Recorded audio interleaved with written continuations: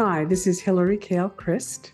I'm a public relations consultant for the American College of Orgonomy, and I'm here today with Dr. Peter A. Crist, president of the American College of Orgonomy, and Dr. Edward Chastka, who's a medical orgone therapist and on the Board of Regents of the ACO. We're here today to talk about the ACO Socio-political discussion group. Now, I know you're both co-leaders, so I'm going to start with you, Dr. Chastka, and if you could just tell me how the ACO Socio-political discussion group got started. Well, I think that we've been looking for a long time for a way to reach the public about social orgonomy and the subset of social orgonomy, which is socio-political orgonomy. And we've tried various formats. We've had public lectures, interactive groups, and with the election of President Trump, we realized that there was an opportunity to try a small discussion group to address controversial topics, particularly because one of the things that alarmed us, and I speak for Dr. Crist as well as myself, is the increasing polarization in America and the seeming inability of people from both sides to speak with each other or sometimes even to coexist in the same organizations was a frightening trend. And we wanted a forum where we could discuss controversial socio-political subjects from the perspective of social orgonomy, and also as a laboratory to see if we could bring people together in a way that they could listen to each other. Dr. Crist, could you talk about how you decided which individuals would be part of the group, and also add anything if you wanted to weigh in on how the group got started? I'd be glad to weigh in on the beginnings, because to me it's actually quite specific, and the historian in me has these particular incidents so clearly in mind. So Dr. Chastka took on the task. As he said, we've been trying for a long time to see how to reach out to the public about social orgonomy. So he taught the ACO's first social ergonomy course from, I think it was 2014 to about 2015, with different ones of the ergonomists doing lectures based on chapters from Dr. Konya's book, Neither Left Nor Right. And after the election of 2016, it seemed like everybody in the country on one side or the other sort of went crazy, was the feeling we had. And I had two patients, one who said to me, God, I wish we had Dr. Chastka's course going on now where there was a place to discuss this craziness that's going on politically. And another patient said, well, you know, Dr. Konya talked about neither left nor right, and I'm left wondering, well, if you're neither left nor right, what would be a healthy position? And I just stopped for a second. I said, it would be being a functional citizen. And so I started writing a whole, what I called an introduction to being a functional citizen, just as part of what I thought was going to be our annual appeal letter. Well, it got longer and longer. And so after those two patients said, God, I wish we had a place where we could talk about this stuff. The course that Dr. Chastka taught is over. And I said to myself, why not? Why not start just a discussion group where people would have a forum to talk about these things? And I contacted Dr. Chastka, and he very excitedly said, great, let's do it. So it was kind of amazing. From January, when that first idea of 2017 came up, we invited people who were known to us, who we didn't feel like would really go totally crazy in their discussions of political things, that could at least attempt to have genuine discussions about things. And so our first group was February of 2017. That's one of the fastest times that the ACO has seen a situation and opportunity and responded to it.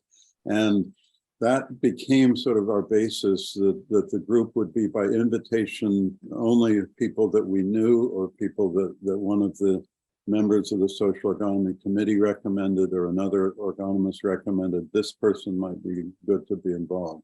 And that's been the way we started with the people that were included in the group. Dr. Chastka, do you remember what it was like when the group first started? I don't remember it that clearly, but I can tell you some lessons I've learned from the first few. Oh, that's great. And that's that it's important to allow your emotional responses, but you have to take into account how that's going to affect other people. So we all have a character, we all have emotional responses, and yet, and we're all passionate about the things that we believe, but it doesn't mean that you can't listen to or respond to, or I think most importantly, find the truth in what somebody who may be entirely opposed to your opinion, find the truth in what they have to say. One of my guiding principles has been the idea of right and partly right, that Reich talked about in his technique of functional thinking. And that's that the way Reich put it was, everyone is right in some way. If we're responding from our core, there is something right about what we're saying. It may come out through armoring, which makes it very distorted. But when you listen to someone, you have to hear the core, the nature that's coming through, which is the truth, as well as to hear the distortions from the perceptual armoring, because we all have it. We all have our bias. So that's been a lesson slowly and painfully learned to me is, for me, it's easy to see the distortions in other people, but to learn to see the truth, even in the people who hold opposite opinions. Dr. Crist, can you talk about some of the topics that were tackled, and if any of the topics stand out more in your mind as having more heated discussions than others? Well, before I do that, I want to say something about how the whole group has run really from the very beginning.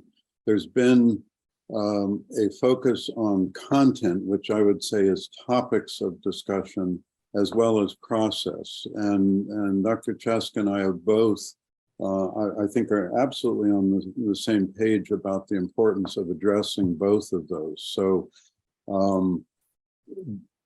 the early discussion groups, I don't remember the specific topics as much as how much work we did on trying to have people, as Dr. Chastka said, listen to each other.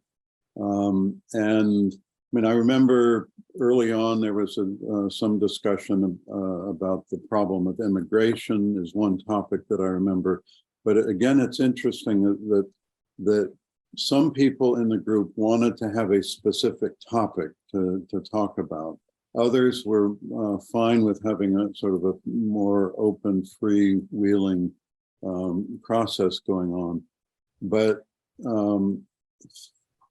fairly early on, we started having a significant focus on just some didactic material. That became even more pronounced after the pandemic stopped public meetings at the college. So starting in the spring of 2020, all of our discussion groups have been in an online format with participants as well as auditors in being able to just listen in on the group.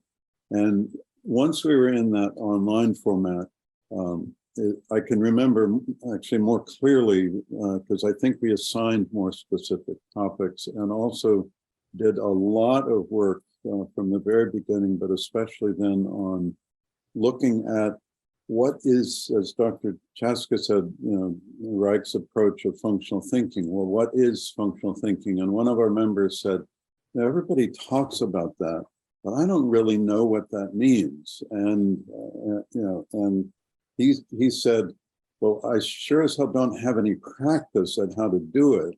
And he said, I'm hoping this group will become basically a practice field for functional thinking. And I love that image that he had, that each of our meetings would be an opportunity for us to practice an approach to functional thinking. And I'll just say one particular thing, and then see if there are other questions you had or that Dr. Chastka wanted to comment. But for some time, I've been really emphasizing both to myself and with other people the importance of Reich's approach to functional thinking, which is observe, observe, observe until a conclusion comes to you spontaneously, rather than your conclusion being based on some preconception or some idea coming from inside you. And that approach we've emphasized over and over in the group, and then realized, to me, in the social realm, well, to do that, it's important to differentiate observations from conclusions. And it's amazing how hard it is for all of us to just know, wait a minute, that was a conclusion. It wasn't, somebody might say, well, I thought that guy was irrational. Well, that's a conclusion. What were the observations that made you conclude that? And some people might really think, well, I'm just observing he's irrational, rather than being able to differentiate those two. And so then in the social realm, and particularly the socio-political realm, I realized we've got to differentiate opinions from facts. And so that's been an ongoing part of the work in the group. So, then to go back to your specific question, some of the topics, as I said, we got into immigration, we got into a discussion of HR1 as a takeoff for the election bill, as a takeoff for how do you try to take a functional approach to legislation. We had one topic assigned a functional look at the Russia-Ukraine war. The last two sessions were on trying to take a functional look at abortion, just to name a few of the kinds of topics that we specifically looked at. I also wanted to know, as we discuss this, what was the political makeup of the group? Was it half and half or another proportion? I'm just curious. Far more conservatives than liberals. And we've had discussion about that. How do we want to try to have it half and half? Do we just let it run its course and see who's interested in being there and doing the work? And I don't know that we've concluded that. I think that we want to encourage more people to become interested and perhaps apply initially to audit the course and see if we can broaden our base. But I think the important thing is that we all grow, and to understand that there's a function to these preconceptions that we have, and that the effect that they have is a way of not experiencing discomfort and anxiety. So an important part of this is learning to tolerate your anxiety in hearing an opposed point of view, and not jump to conclusions or avoid conclusions as a way to avoid anxiety. We try to distinguish between our natural responses, and everyone has them, and everyone makes conclusions from their gut responses, but also to distinguish when we are using those conclusions as a way to shut down discussion and a way to shut down anxiety rather than to further a discussion. Dr. Crist, could you talk about any arcs of change that you've seen throughout the years as the group has progressed? Yeah, absolutely. I want to also just underscore what Dr. Chastka said, that I think we started out the group with more people who would consider themselves liberal than we've ended up with the group. We've lost a number of people who consider themselves liberal, and you know, we have had to look at that because I think to me a healthy sociopolitical environment is where both sides clearly can bring the best of each view to the picture and come up with something better than what was started with. So so that's one of the arcs of the group. But there, you know, there are a number of people who would in the group still who consider themselves liberal, and one in particular who has really hung in there, and he and one of the other women in the group who takes a very strong conservative stance, often end up at loggerheads with each other, or particularly early in the group.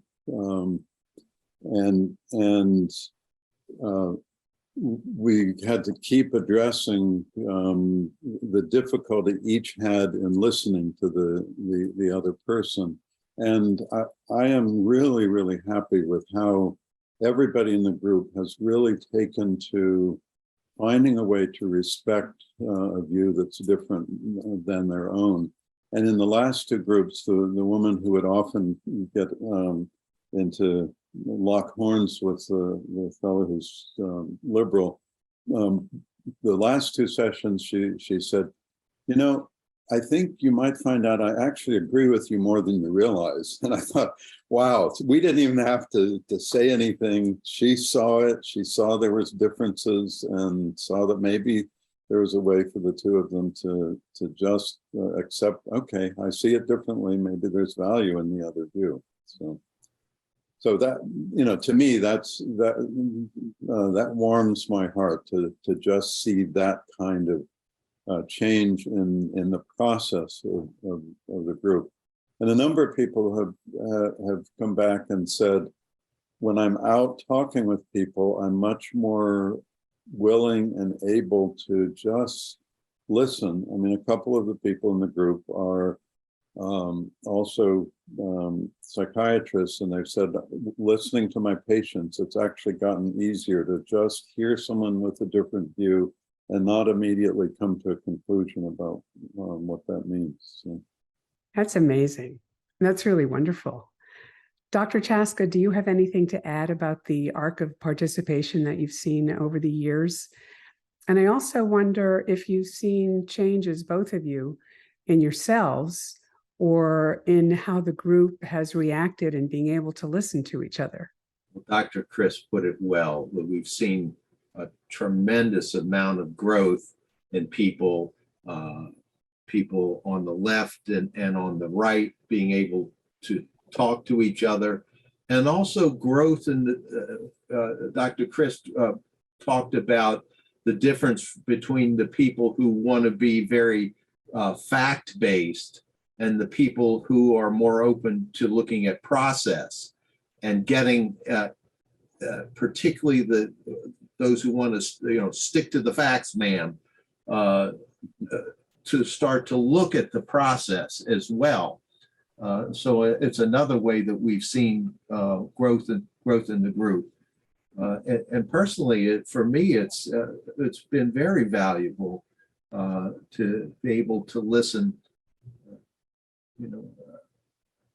As a conservative, it's easy to jump to conclusions, but I found that the liberals are always right in some way, that they particularly perceptive of the problem.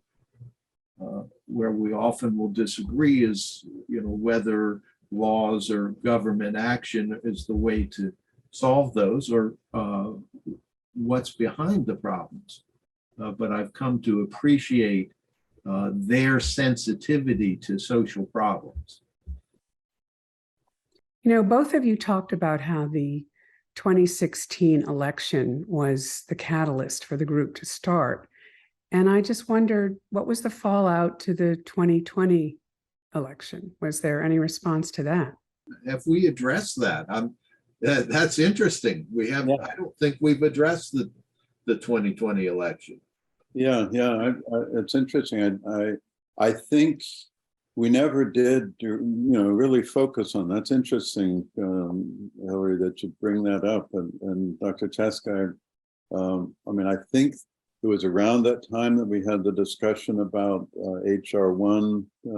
What is HR 1? It was the House resolution proposing major election changes that the conservatives were very adamantly against, thinking that it was basically a gerrymandering attempt to keep the Democrats in power. And the Democrats were very much in favor of it, thinking it was making elections more fair, something like that. So we wanted to just look at that as, how do you evaluate, try to functionally evaluate whether a piece of legislation has a functional basis to it, or is it just political, something like that. But I don't think we ever really focused on the 2020 election. That's interesting, because there was such a large portion of the country that thought that election was invalid. So that was never addressed by the group. Do I have that right? I think that's right. Dr. Chastka, I don't think we ever directly addressed that, right? When the saying that the 2016 election was what sort of prompted the development of the group, it was more the polarization after that election is what I would say that really prompted the decision to have a discussion there. And since I'm talking to you now, Dr. Crist, could you talk about what you see for the future of the group? Well, I would absolutely like to continue the group. I would like to see us bring in some more people. And, as Dr. Chastka said, I think we would do that by them contacting the college and expressing their interest. We would really want to evaluate those people, because there is something about politics right now that is just so explosive. And Dr. Baker, when he wrote the socio-political character chapter of Man in the Trap, said that he was challenging the third sacred cow, that the two other sacred cows before that were sex and religion. And he said, this book was written and published in 1967. By then, sex was almost passé, and religion was also, but politics would stir people up more than anything else.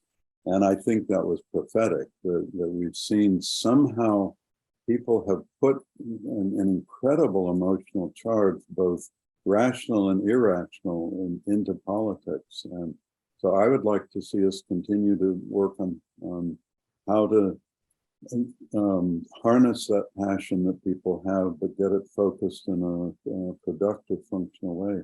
And it's been such a pleasure, Dr. Chastka, working with you in this group. It's just and you as well. No, thank you. Thank you. And I hope we can maintain the spontaneity that we've had. You mentioned how quickly this was brought to fruition. Yes. And I think that's in part because we've maintained a very spontaneous approach. We sit down and look, what are people passionate about right now? And we've got our subject and a little bit of research and preparation, and we're ready to go. Yeah. The other thing that I would add to that is when Hillary, when you talked about the arc of the group, one thing that happened it's a little more than a year ago now, I think, but over the last year and a half,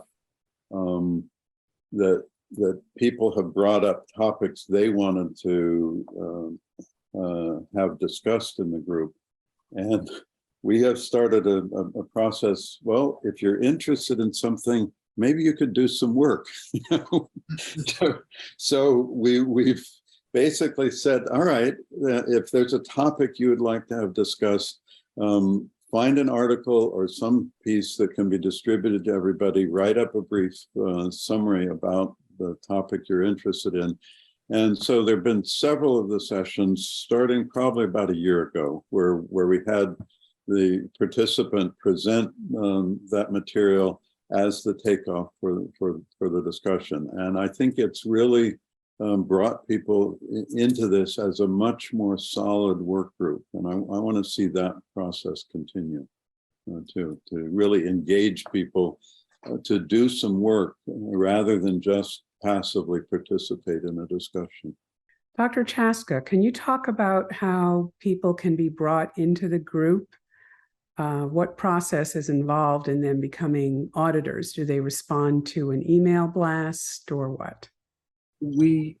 It's an invitation process, but we invite people to apply to the American College of Orgonomy, and we will ask for a certain amount of information about your interest and your education and knowledge of social ergonomy.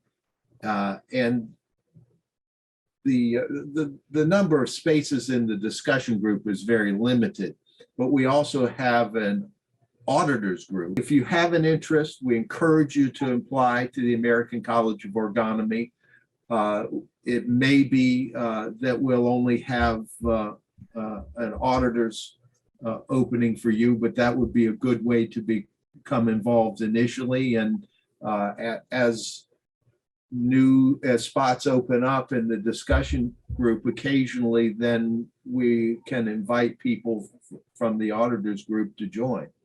Do the auditors have an opportunity to participate, or are they just there to listen? They can submit questions through the chat function on Zoom. There are times where someone asks a question and we've been able to say, are you willing to join the participant group and be on camera and actively participate? And so we've been able to, be spontaneous and functional. A couple of times where that's been extremely useful to someone raises a great question in the chat as an auditor, and we said, come on, let's come in, let's talk about it. So we've done that. Oh, that's great. Another aspect of social ergonomy is the concept of work democracy, that people take responsibility for what they're excited about and capable of doing.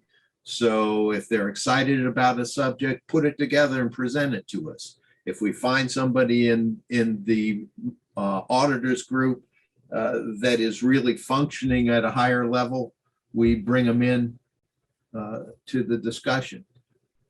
It's been another really gratifying part of this is the flexibility and the adaptation to let people do the work that they're capable of and excited about. Moving forward, do you think that this will always be an online group? I don't know. Once we're back at doing things in person at the college, there's nothing like being in person for this kind of discussion group. So whether we can work that out to do that in a hybrid way, that would be even a little more complicated technically. I don't know. I hope we never cut off the online, because I think it opens it to so many. We have people from Europe who attend, people from the West Coast. It just opens it up to so many people that could never come over, buy a ticket and come over for this discussion. So I hope we'll never close that door.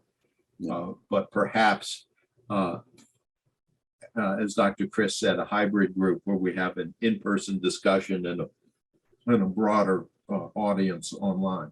So we talk about liberal and conservative, and one of the things that is profoundly different about what the way we look at that as orgonomous is.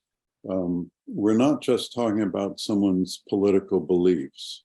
So Dr. Baker's, as I said, his chapter on sociopolitical character really introduced and systematized what Reich was already thinking, that there's a characterological basis for how people approach things socially and politically. And so people develop either a liberal or a conservative sociopolitical character, but their ideology may or may not match that. In fact, one of the people who came into the group early on when we were meeting in person was not that familiar with orgonomy, but she read my handbook for functional citizen write-up that I've given. And she said to me, all of the descriptions, she said, I'm a conservative, but all the descriptions you gave for conservatives, I think are the ones that apply to liberals, and the conservative ones apply to, the liberal ones apply to me. And I thought, okay, I think this woman is a sociopolitical liberal, but her ideology is conservative. And we see the opposite many times, that for whatever reason, there's been a tendency in the college, I think because Dr. Baker considered himself a conservative, for people to say, oh, somehow being conservative is healthier than being liberal. So there are a lot of people, I think, with a liberal character connected with the college and interested in ergonomy who have taken on a sociopolitical conservative ideology that's different from their liberal character. So that quality we're aware of in this discussion group, but it's an important thing. That's why I don't like when people say he's a liberal or he's a conservative. He's a person with a liberal ideology, but let's look at how his character is and so forth. So then the other thing is taking that in terms of the effect this has. This discussion reminded me, one of the ergonomists treats one of the people in the group, and he said, my patient has gotten so much clearer in his thinking since he's been in that group. It's been mind-blowing to see, and I've had the same experience with a couple of my patients in the group. It's like they're able to think and look at things much more clearly than they could before. And so it's changed people, not just with ideas, but it's changed their basic way of approaching things. It's become a laboratory that we can look at and test the principles of social ergonomy and expand them. Yeah. We are learning things that have never been seen or known before. That's very exciting. And I think that's a good note to end on. So I'm sure there'll be information posted about how people can be involved with the ACO socio-political group. And I want to thank you both for your time. Thank you very much. Thank you for leading the discussion. Thank you. Thank you, Dr. Chastka.